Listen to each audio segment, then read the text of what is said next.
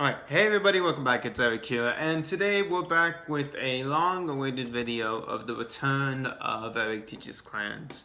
Again, I have horrible alignment because I'm recording this in the middle of the night and stuff like that.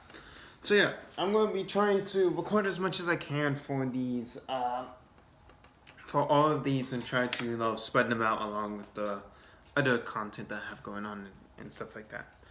But so yeah, we'll be the clan that we're talking about today is going to be the Pale Moon clan, from the Dark Zone. So yeah, let's get into this. Alright, so what is Pale Moon? Pale Moon is a clan based around a circus. A circus that is located in the Dark Zone, which focuses on mystery and magic and trying to, show. Oh, sorry about that. I'm trying to put on a facade, so then because behind the scenes there are actually assassins who use their magic and powers and all kinds of dangerous stuff as weapons to wipe out people and stuff like that. So yeah. So as for what should I talk about first? What Pale Moon does? Yeah, I'll talk about what Pale Moon does. Alright, so what Pale Moon does is that the main playstyle of Pale Moon is, it's kind of strange. They are, as many of the, they're one of the clans that are focused on the soul. Not necessarily as building up a lot of soul as one of the fellow companions in the Dark Zone, that being Dark Irregulars. They do build up enough power in the soul, but they're all about soul manipulation, similar to some stuff in Oracle Dick Tank and some stuff in Genesis, where they have special abilities which allows them to summon cards out of the soul and stuff like that, which is actually a very effective way of summoning out and stuff like that. For that being said, the keyword is a keyword known as Magia. Magia is a keyword that when a unit, which allows, excuse me, a unit with the keyword of Magia, which was introduced in G, as many of the keywords were, allows units that were called from the soul in order to activate certain abilities, or many of the abilities at a lower cost. And then finishing off at the end of the turn, they return to the soul. So yeah, they focus a lot on collecting power into the soul by soul charging and stuff like that, as well as calling out units from the soul in order to have a nice attack force. And then they return to the soul, so then your opponent hardly has anything, to target. So then you mainly focus on defending from there.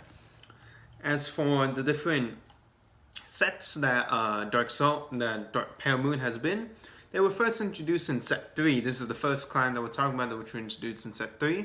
If you guys already haven't noticed, the way that I'm actually doing these clans is by release date, when they're released, and just in order of stuff.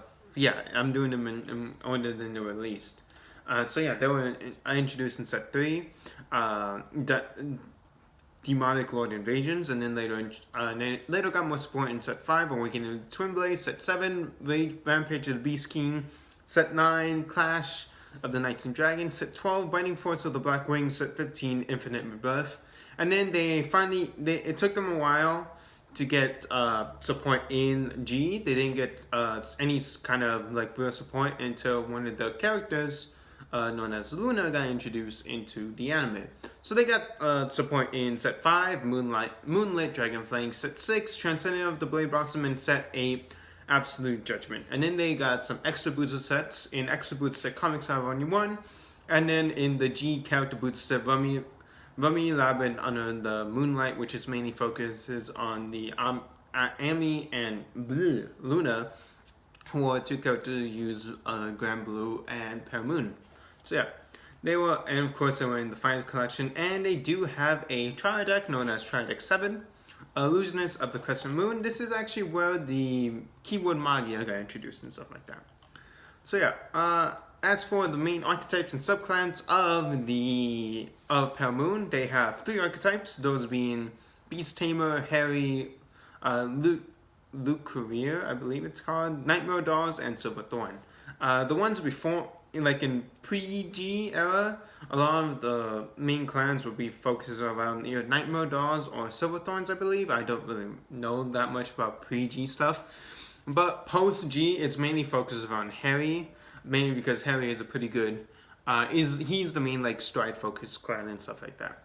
So yeah, that's basically just it for Pale Moon.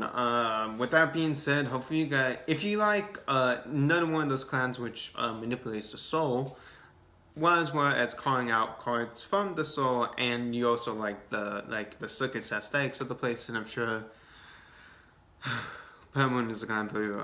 It took me a while to take a breath there. I need to reduce the amounts of that I say. I'm trying to do that a lot. I almost went out like that, but yeah. With that being said, hopefully you guys enjoy. Leave a like down below. Comment down below if you like Pale Moon, and if you would recommend Pale Moon for people and all that good stuff. And of course, if you were and you've decided to play Pale Moon and all that stuff. Anyway, with that being said, I've been Eric. Hopefully you guys enjoyed, and I'll see you guys next time. Bye bye.